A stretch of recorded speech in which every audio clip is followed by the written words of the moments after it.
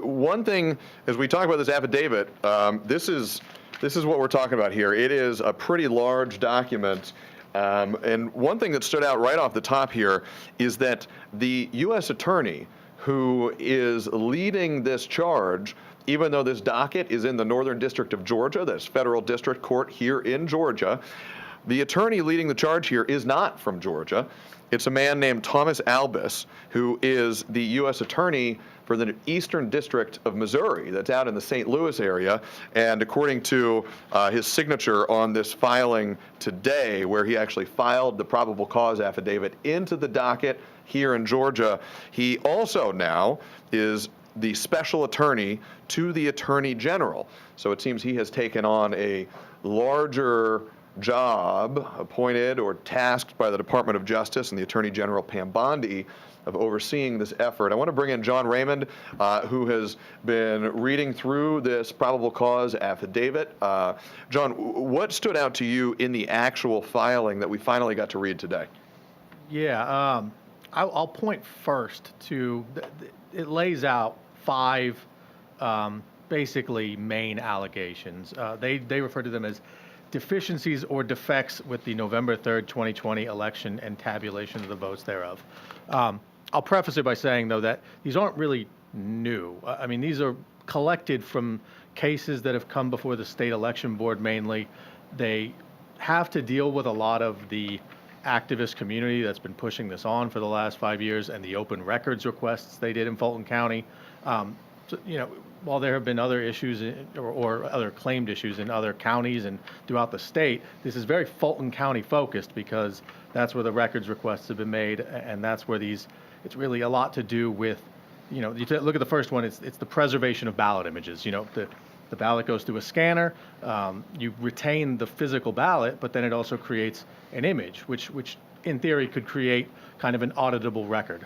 And John, you point aptly to this, and I think it's worth, if anybody has a copy themselves at home, you can read along here.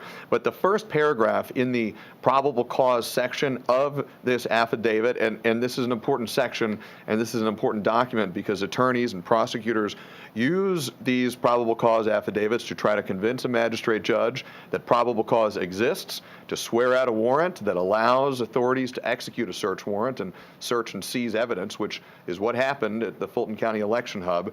In the first paragraph, the first main paragraph, the government writes, and this is a quote, "Following the November 3rd, 2020 presidential election, there were many allegations of electoral impropriety relating to the voting process and ballot counting in Fulton County, Georgia.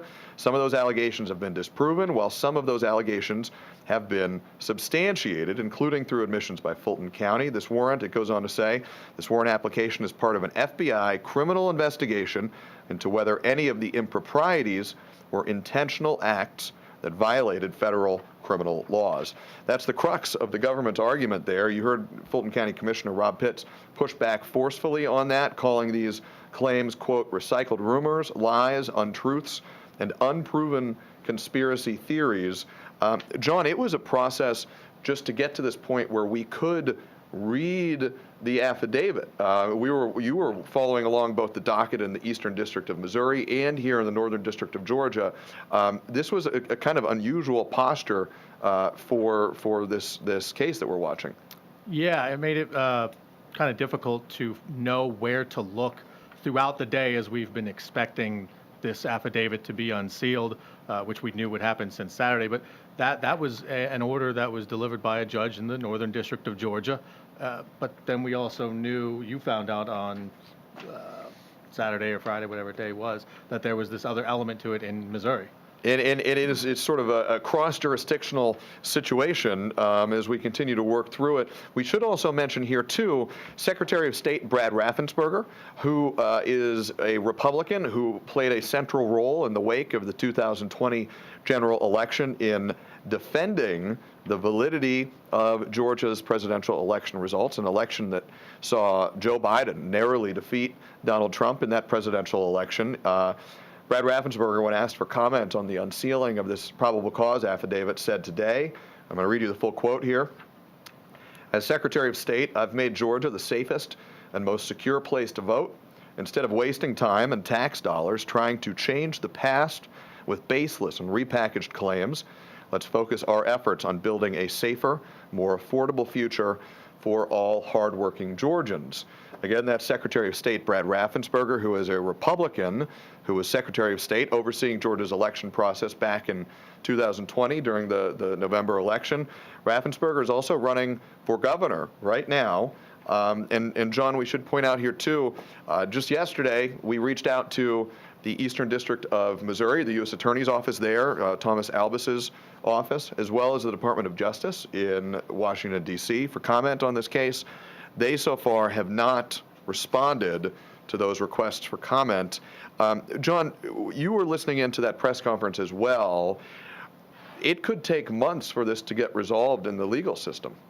Yeah, well, one thing that's very notable about the affidavit itself is we don't know who the targets of the investigation even are. So you're talking investigative steps that go on for however long, and then you're talking about a grand jury indictment, something like that, if they feel that they've built a case. So that is, we are very early in the steps to where we don't even know who it is they're investigating. We know what they think might be the basis for investigating such individual, but we don't, we're in the dark as to who that may even be.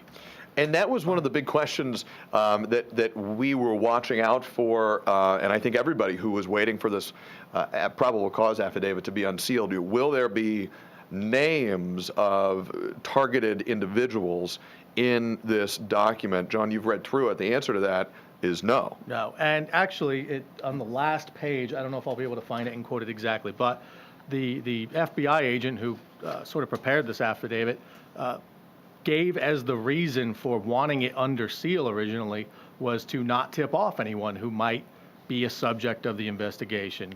Evidently, they changed their mind at some point because the judge's order to unseal all this noted that the government was not opposed to it, and obviously Fulton County, Rob Pitts, they were not opposed to it. So then it made a very clear path to getting things unsealed.